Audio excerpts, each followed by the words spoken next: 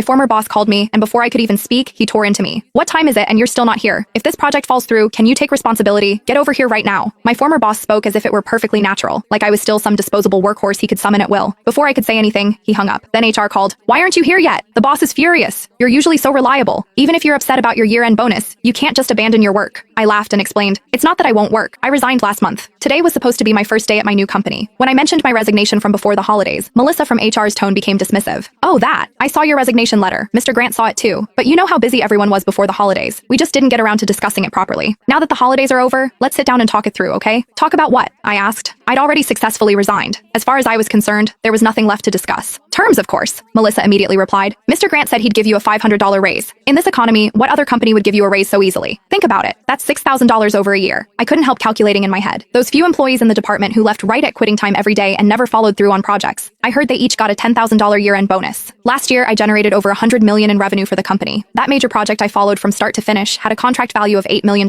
I did the work of 3 people alone, had the most overtime hours in the department, and didn't take a single sick day. But at the annual meeting when they handed out the Outstanding Employee Awards, all the projects I'd signed became Claire's. She got a $50,000 bonus plus the latest smartphone. My year-end bonus was $250. Just thinking about it felt absurd. I wanted an answer. Melissa, why was my year-end bonus $250? Silence on the other end for a few seconds. Sophia, you have to understand. The company has its policies. She chose her words carefully. Even though you do a lot of work, sometimes you're too rigid. You don't focus enough on teamwork. You rarely attend team-building activities, and you don't communicate much with colleagues. Year-end bonuses naturally have to consider overall performance. I laughed bitterly. I remembered last year's company team building, a weekend mountain hike. I didn't go because I had to work overtime. Friday night dinner, I didn't go because I had to rush a proposal. And that time the department went to karaoke. I declined because I had a client meeting the next day and couldn't afford to be careless. Every time I skipped a department gathering, it was to do better work. And now they were using that against me? What about everyone else? What were they doing when I wasn't there? Drinking, singing, taking group photos, posting on social media. The captions were always, "We're family, best team ever." So that's what overall performance meant. Are there other reasons? I asked. Melissa thought for a moment, then lowered her voice. Also, Mr. Grant said that last year you had a few projects where,